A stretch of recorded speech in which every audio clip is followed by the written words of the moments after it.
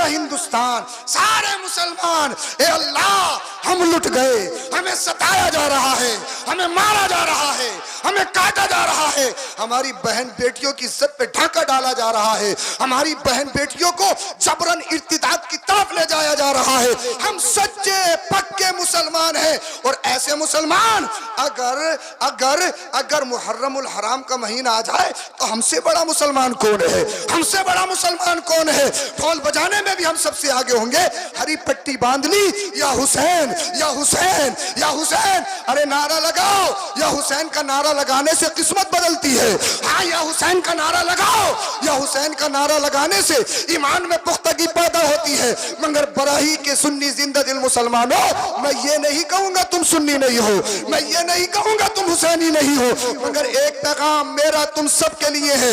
मुझे बताओ, तुम कहते हो हुसैनी हुसैनी हुसैनी, हाँ हाँ तुम हुसैनी हो, मगर ये बताइए जिस हुसैन ने सजदा बताने के लिए, जिस हुसैन ने शरीयत बचाने के लिए, जिस हुसैन ने कुरान का तकद्दुस बचाने के लिए अपने चमन की छोटी छोटी बड़ी बड़ी मासूम कली को अल्लाह की बारगाह में कुर्बान कर दिया है, तू कैसा हुसैनी है?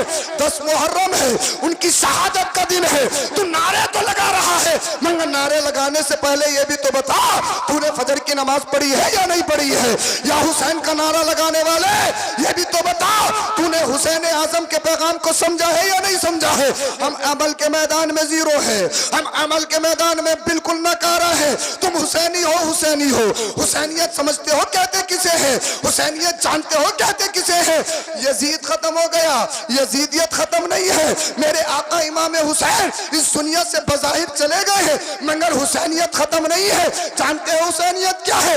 नमाज पढ़ना ही तो हुसैनियत है, चेहरे पे दाढ़ी रखना ही तो हुसैनियत है, माँ बाप की इत्तिबा और फरमाबरदारी करना ही तो हुसैनियत है, उलमा की ताज़ीम करना ही तो हुसैनियत है, मदरसों की इज्जत करना और उन पर खर्च करना यही तो हुसैनियत है, कुरान करीम की तिलावत करना यही तो हुसैनियत है, अपनों के साथ भाईचारगी से रहना यही तो हुसैनियत है, सच बोलना यही तो हुसैनियत है, अमानत में खयानत न करना यही तो हुसैनियत है, माँ बाप की चेहरे की ज़ियारत अल्लाह अल्लाह सवाब की नियत से करना यही तो हुसैनियत है।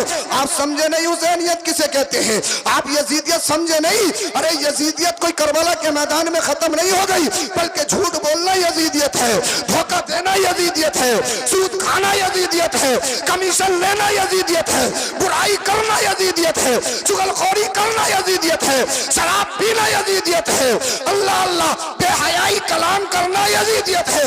अब मैं तुम्हें पूरी तकरीर का रिजल्ट दे रहा हूँ। हर अच्छे काम का नाम हुसैनियत है, हर बुरे काम का नाम यजीदियत है। नारे तकबीर, नारे रिसालत, मसलके आला हजरत, फैजाने आला हजरत, फैजाने हुजूर गौसे आजम, जश्नी दस्तार बंदी, माशाअल्लाह माशाअल्लाह। हुसैनी है, हुसैनी, हाँ बहुत बड़े हुसैनी है। कैसे? क्या हुसैनी अपने मुंह को शराब लगा सकता है? खुदा का वास्ता बुरा मत मानना, देखो बुरा मत मानना, खुदा का वास्ता दे रहा हूं। और गौर करना, फिक्र करना, अगर शराब सही चीज होती तो शरीयत उसको कभी हराम करार नहीं देती। शरीयत ने उन्हीं चीजों को लीगल करार दिया है जिनमें खराबी है, वो सेहत के एतबार से भी और ईमान के एतबार से भी। हुसैनी हो, करबला के हुसैन की याद मनाते हो, मासूम अली असगर का जिक्र करते हो, सैयदा सुकैना के तराने गाते हो, मुझे बताइए अपने मुंह को बियर क्यों लगाते हो? सुल्फा कैसे ले लेते हो? मेरे नौजवान भाइयों, तुम हमारी उम्मीद हो, कल हो कल, तुम हमारा फ्यूचर हो। अगर तुम बिगड़ गए तो हमारा कल बिगड़ जाएगा, अगर तुम बर्बाद हो गए तो हमारा कल बर्बाद हो जाएगा, अगर तुम रास्ते से भटक गए तो हमारे बच्चों के पैरों में जंजीरें डाल दी जाएंगी। गुलामी सिर्फ इसको नहीं कहते हैं कि हाथों में जंजीरें हों, गुलामी सिर्फ इसको नहीं कहते हैं कि पैरों में जंजीरें हों, गुलामी सिर्फ इसको नहीं कहते हैं कि जेल में डाल दिया जाए। सबसे बड़ी गुलामी होती है जहनी गुलामी। जहन जब किसी का मुरीद हो जाता है। ये गुलामी सबसे बड़ी गुलामी है, इसलिए कि हाथों से जंजीरें निकल सकती हैं, मुमकिन है, पैरों से बेड़ियां टूट सकती हैं, मुमकिन है, कैद से बाहर आ सकते हो, मुमकिन है, मगर जहनी गुलामी अगर किसी के बेवजह मोतकिद बन गए तो ईमान खराब हो जाता है, अकीदा खराब हो जाता है। तुम हुसैनी हो, मैं नहीं कहूंगा हुसैनी नहीं हो, हुसैनी हो। अरे इस जबान को अल्लाह ने क्यों दिया है? अब तो शराब का नाम बदल दिया गया, बोले हजरत शराब थोड़ी एनर्जी ड्रिंक है, जूस है जूस। मुझे एक बात बताओ, पिग जानते हो पिग? अरे खिंजीर का नाम सुना है? अगर खिंजीर का नाम बकरी रख दो तो जायज हो जाएगा? जायज हो जाएगा? अबे खिंजीर हराम है, हराम है, हराम है। चाहे बकरी कहो, चाहे बकरा कहो, चाहे कबूतर कहो, चाहे कबूतरी कहो, ऐसे ही शराब हराम है।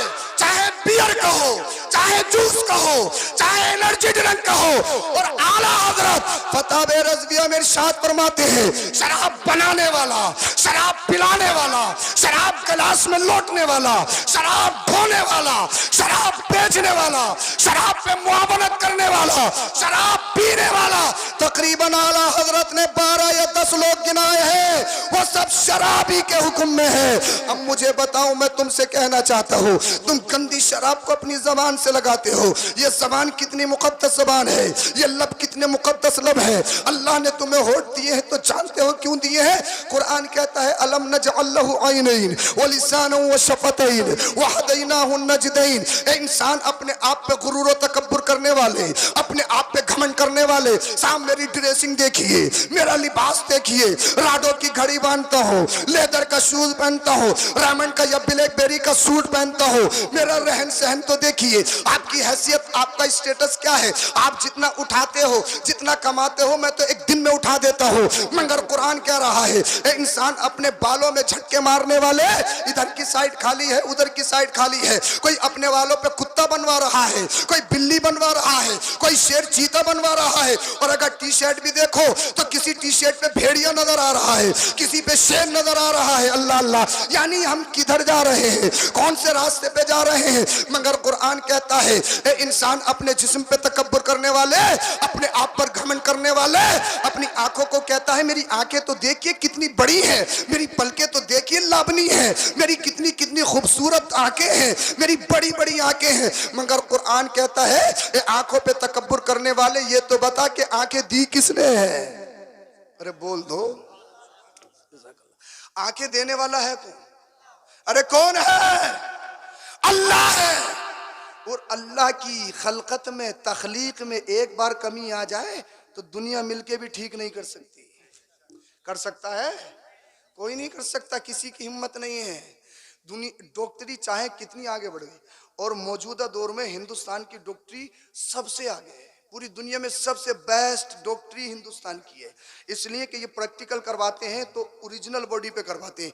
दीगर ममालिक में बीओएमएस जो होता है वो डमी पे प्रैक्टिकल करवाते हैं। तो हिंदुस्तान डॉक्टरी में बहुत आगे है। मगर अगर अल्लाह की तख्लीक में कोई कमी आ जाए तो चाहे हिंद का डॉक्टर हो, चाहे अमेरिका का हो, चाहे जर्मन का हो, चाहे जापान का हो, चाहे ऑक्सफोर्ड का हो, चाहे ब्रिटिश का हो, दुनिया के किसी भी खित्ते, किसी स्कूल, कॉलेज, यूनिवर्सिटी का हो, अल्लाह की तख्लीक में अगर कमी आ जाए उसको पूरा नहीं कर सकते। इसलिए कि कुरान कहता है लक़द खलक़नल इंसान फी अहसनि तक़वीम। रब ने फरमाया हमने इंसान को कितना खूबसूरत पैदा किया है, कितना हसीन और जमील पैदा किया है। अब इरशाद फरमाता रब, ए इंसान, अपनी आंखों पे तकब्बुर करने वाले, ये तो बता कि आंखें दी किसने है? तो मेरा जवाब, तुम्हारा जवाब होगा आंखें देने वाला अल्लाह है, आंखें देने वाला अल्लाह है। और आगे अल्लाह ने फरमाया वलिसान, ये जो जबान है 2-2 मीटर की, अगर कुछ हो जाए तो पूरे मोहल्ले में सब सुकून थोड़ी लेने देगा।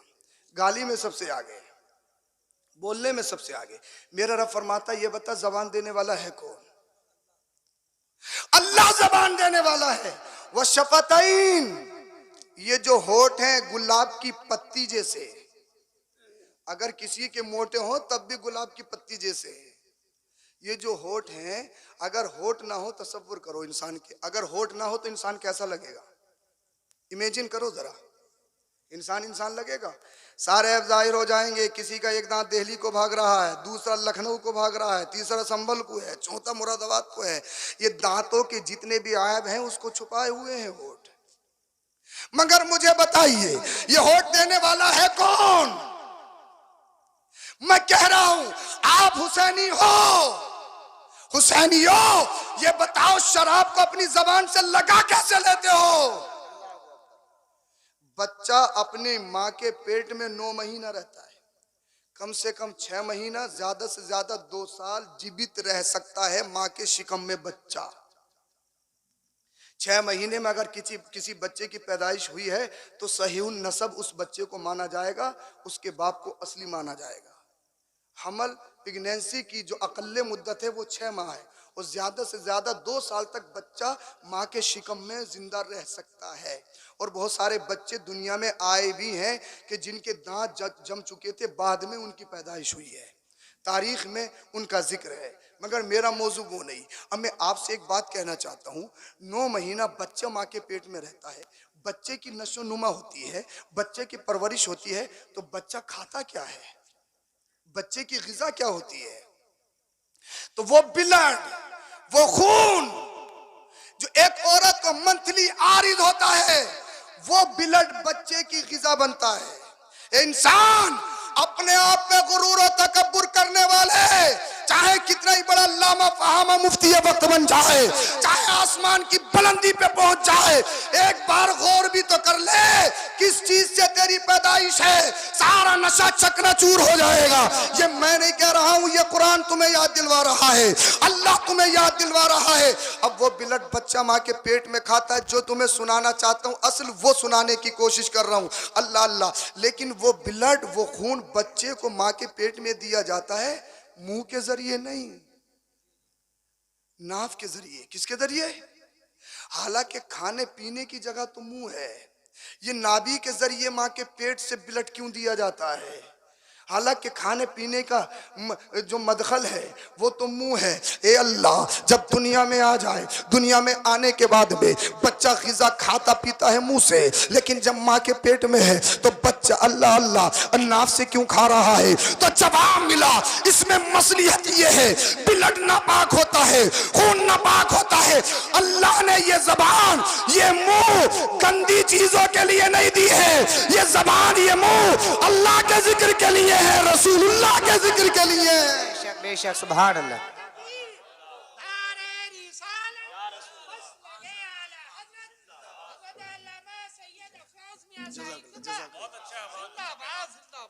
मुझे बताइए, जब तुम्हारे रब ने प्रेगनेंसी के दिनों में, हालत हमल में, बंद कोठरी में, जब तुम्हारे रब ने तुम्हारी माँ के पेट में तुम्हारी हिफाजत की है, तुम्हारे होठों को गंदा नहीं होने दिया, तुम्हारी जबान को गंदा नहीं होने दिया, तुम्हारे मुंह को गंदा नहीं होने दिया, ए सुन्नी हुसैनी मुसलमानों, जब तू दुनिया में आ गया है, जैसा चाहे खा भी सकता है, जैसा चाहे पी भी सकता है, तू अपने आप पे कंट्रोल भी कर सकता है। मगर मुझे जब बता, जब दुनिया में आ गया है, अल्लाह अल्लाह, अल्लाह ने तेरी माँ के पेट में तेरी जबान की प्रोटेक्शन की है, तेरे होठ की प्रोटेक्शन की है, तेरे हालत की प्रोटेक्शन की है। जब दुनिया में आ गया है हुसैनी, मेरे नौजवान भाई बता, फिर अपनी जबान से शराब को कैसे लगाता है, बियर को कैसे लगाता है, अल्लाह अल्लाह नशा क्यों करता है? अरे दुनिया वालों को बताओ, हम तुम्हारे गुलाम नहीं, हम तो करबला के हुसैन के गुलाम है। जब गुलाम हुसैन तुम सच्चे पक्के बन जाओगे, और जानते हो कैसे बनोगे, सिर्फ नारे से नहीं बनोगे, सिर्फ 10 मुहर्रम से नहीं बनोगे, सिर्फ हरी पट्टी लगाने से नहीं बनोगे। मेरे हुसैन की जिंदगी तो पढ़ो, मुस्तफा के घर वालों का फ्यूचर, मुस्तफा के घर वालों का नेचर, उनका किरदार, उनकी जिंदगी तो पढ़ो, तुम्हें पता लग जाएगा हुसैन कैसे बनते हैं। आज तुम कह रहे हो हमारे हालात खराब हैं, हम परेशान हैं, हम मजबूर हैं, हमें दबाया जा रहा है, हमें मारा जा रहा है। अल्लाह कोई खालिद बिन वलीद भेज दे, कोई मोहम्मद बिन कासिम भेज दे, कोई टीपू सुल्तान भेज दे, कोई सलाहुद्दीन अय्यूबी भेज दे, मगर बराई के सुन्नी जिंदा दिल मुसलमानों मुझे ये तो बताओ, क्या खालिद बिन वलीद आसमान से नाजिल होंगे? क्या मोहम्मद बिन कासिम आसमान से नाजिल होंगे? क्या सलाहुद्दीन अय्यूबी आसमान से नाजिल होंगे? नहीं नहीं, तुम ही में से किसी को खालिद बिन वलीद बनना पड़ेगा, तुम ही में से किसी को मोहम्मद बिन कासिम बनना पड़ेगा, तुम ही में से किसी को अल्लाह अल्लाह टीपू सुल्तान बनना पड़ेगा। मगर कैसे बनोगे जब पूरा दिन पूरी रात नशे में रहते हो? क्या खालिद बिन वलीद बन सकते हो? जब पूरा दिन जुआ खेलते हो क्या सलाहुद्दीन अय्यूबी बन सकते हो? मुझे बताइए, अपनी जिंदगियों में आग लगाने वालों नौजवानों, तुम आवारा नहीं हो, तुम खुले नहीं हो।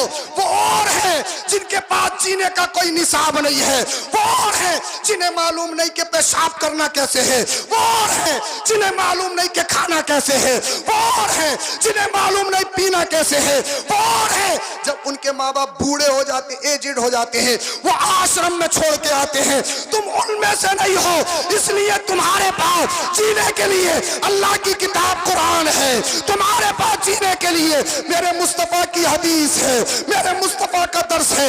तुम आवारा नहीं हो, तुम मुसलमान हो, तुम इनके गुलाम नहीं, तुम तो आमिना के लाल के गुलाम हो। नारे तकबीर, नारे रिसालत, मसलके आला हजरत, फैजाने आला हजरत, जश्ने दस्तार बंदी, फैजाने इल्मे दीने मुस्तफा। अगर हिंदुस्तान में बाइज्जत शहरी रहना चाहते हो, तकरीर खत्म कर रहा हूं मैं, अगर बाइज्जत शहरी रहना चाहते हो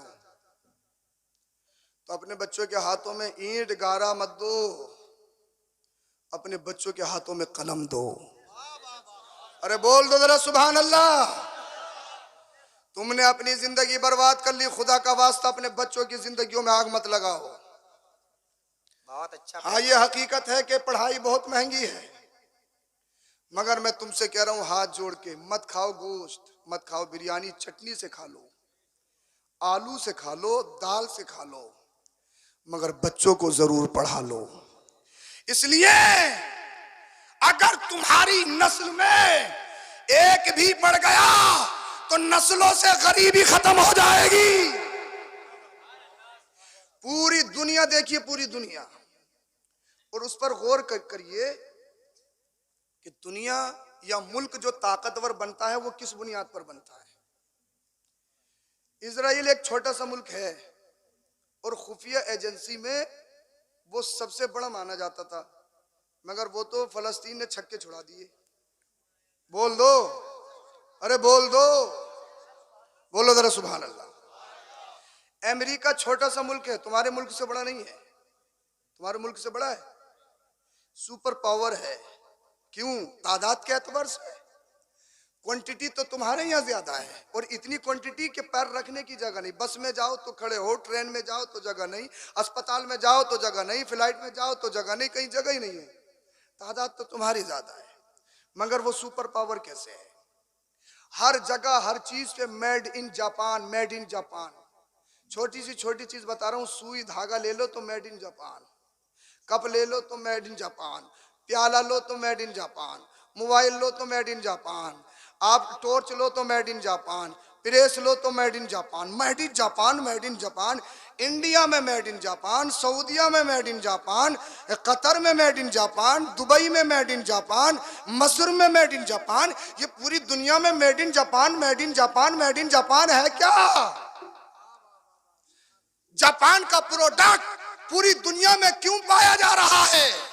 तो पता लगा उसका वाहिद रीजन तालीम और यूनिवर्सिटी है। अरे बोल दो जरा सुभान अल्लाह। इसलिए अपने बच्चों के हाथों में कलम दो, इनको पढ़ाओ, पढ़ाओ, लिखाओ। माशाल्लाह हमारी बस्ती में बच्चों की तादाद बहुत है, अल्लाह का शुक्र है। जिस गली में गुजर जाओ तो मेला ही मेला है हर वक्त। रात के 12 बजे भी आके देखते हैं तब भी मेला ही मेला है, कोई कमी थोड़ी है। मगर बच्चे गलियों में जब ही मिलेंगे जब बेरोजगारी होगी। बुरा मत मानना, देखो बुरा मत मानना, खुदा के वास्ते जिंदगियों में इंकलाब लाओ। रोना आता है मस्जिद को देख के, 2 नमाजी, इतना बड़ा मोहल्ला। अरे जिंदगी का कुछ पता है मुझे बताइए? अरे अरे शुगर की कोई उम्र नहीं है, कैंसर की कोई उम्र नहीं है। पैदाशुदा बच्चों को कैंसर हो रहा है। दिल्ली में अभी तकरीबन 1 माह या 18 दिन एडमिट रहकर पैदाशुदा बच्चा एडमिट हुआ, दिल्ली में इंतकाल हो गया। जब रिपोर्ट आई तो पता लगा कि ब्लड कैंसर था। क्या खाया उसने, क्या पिया? पैदाशुदा बच्चा ब्लड कैंसर। 4-4 साल के बच्चों को अटैक। कितना रिफाइंड खा लिया होगा उन्होंने। अपनी जिंदगियों को ज्यादा समझने वालों सुनो, ये रोजमर्रा की मौतें तुम्हें ऐलान कर रही हैं, तुम्हें पैगाम दे रही हैं। तुम्हें भी मरना है, मरना है, मरना है, तो मरने से पहले तैयारी करना है। और अपनी पहचान बनाओ। पहचान खो मत। मुसलमान अपनी पहचान छुपा रहा है और पूरी दुनिया अपनी पहचान बनाने में लगी हुई है। सिख थोड़े से हैं, सिख पंजाबी। सरदार नहीं कहना चाहिए, सरदार तो मेरे नबी हैं। अरे बोल दो जरा सुभान अल्लाह। सरदार तो मेरे नबी हैं। पंजाबी सिख थोड़े से हैं, अलग पहचान है। और आप उनमें उम्मन देखेंगे गरीबी भी नहीं है, उनमें गरीबी भी नहीं है। उनका कोई मांगते हुए भी नहीं मिलता है। और हमारी गलियों में देख लो, घर घर देख लो, नगर नगर देख लो, डगर डगर देख लो, सब बेरोजगारी है। बेरोजगारी कैसे खत्म होगी? तालीम से खत्म होगी या बिजनेस तिजारत से खत्म होगी? अपने आप में मजबूत बन जाइए। अगर हिंदुस्तान में बाइज्जत शहरी रहना चाहते हो, मेरे नौजवान भाइयों, तुमसे हाथ जोड़कर विनती है, शराब और नशे से दूर हो जाओ। तुम अपनी जिंदगी को बर्बाद मत करो, खुदा का वास्ता। तुम बर्बाद कर रहे हो, तुम्हारे छोटे छोटे तुम्हें देख के तुम्हारी रविश इख्तियार कर रहा है।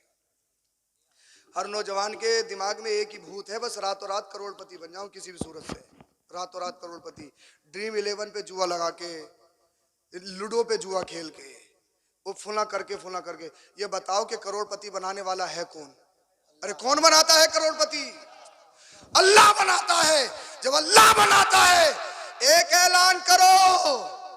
ऐलान ये, अगर मैं एक बात आपसे कह रहा हूं, अगर आपकी बराही का रिक्शा चलाने वाला मजदूर भी हो, मगर उसके सीने में ईमान हो, क्या हो? उसे अमेरिका बुलाए और अमेरिका ये कहे कि तुझे हम अपने मुल्क का राष्ट्रपति बना दिया जाएगा, सिर्फ एक काम करना है, इन बुतों के आगे अपना माथा टेक दे, इनको खुदा मान ले। अपनी ईमानदारी से बताओ, जिसके सीने में ईमान होगा, क्या गैरुल्लाह को कभी सजदा कर सकता है? सजदा कर सकता है? एक रिक्शा चलाने वाला ललकार कर कहेगा, एक अमेरिका क्या, अगर पूरी दुनिया को मेरे कदमों में लाकर डाल दिया जाए, पैर की नोक पर उड़ाकर फेंक दूंगा। इसलिए अगर दुनियादार के हाथों बिका होता, अपना ईमान बेच देता। मुझे खरीदा है तो मदीने के ताजदार ने खरीदा है। जब तक बिके ना थे, कोई पूछता ना था, तुमने खरीद के आका अनमोल कर दिया। माशाअल्लाह, माशाअल्लाह, माशाअल्लाह। ईमान सबसे बड़ी बहुत ताकत अच्छी है। तकरीर। अकीदा सबसे बड़ी ताकत है। और राफजियत हमारे घरों में जन्म ले रही है, उस राफजियत से दूर रहिए। नबी के घर वाले अहले बैत भी हमारे हैं, बोल दो। और मुस्तफा के सहाबा जिन्हें सितारों से तशबीह दी गई, वो भी हमारे हैं। हमारे हाथों में दोनों दामन है। वो बदनसीब हैं, किसी के हाथ में सिर्फ कहने को अहले बैत का दामन है, किसी के हाथ में सिर्फ कहने को सहाबा का दामन है। अल्लाह का करम है, सिर्फ कहने वाले नहीं हैं। हम नबी के घर वालों के भी गुलाम हैं और मुस्तफ़ा के सहाबा के भी गुलाम हैं। बेशक। हर सिहाबी नबी जन्नती है। सहाबा और अहले बैत अतहार का आपस में बड़ा गहरा कनेक्शन, बड़ा गहरा ताल्लुक रहा है। एक बात याद रख लो, जिससे नबी के नवासे इमाम हसन ने सुलह की हो, हम उससे अदावत नहीं कर सकते। और जिससे करबला के मैदान में आका हुसैन ने सुलह नहीं की है, हम उससे कभी सुलह नहीं कर सकते। हमारा मियार है और यही हमारा ईमान है। आप मजबूती से कायम रहिए, अहलुस सुन्ना वल जमा में रहिए और यही कामयाबी का रास्ता है। अल्लाह पाक आप सबों को अमल की तौफीक बख्शे। कलमा शरीफ पढ़िए, ला इलाहा इल्लल्लाहु मुहम्मदुर रसूलुल्लाह अस्तगफिरुल्लाहल अज़ीम। हमारे मदरसे से दो कारी हजरात, अभी तकरीर के बाद दो कारी हजरात और दो हुफ़ाज़ इकराम हमारे यहाँ से फारिग हो रहे हैं।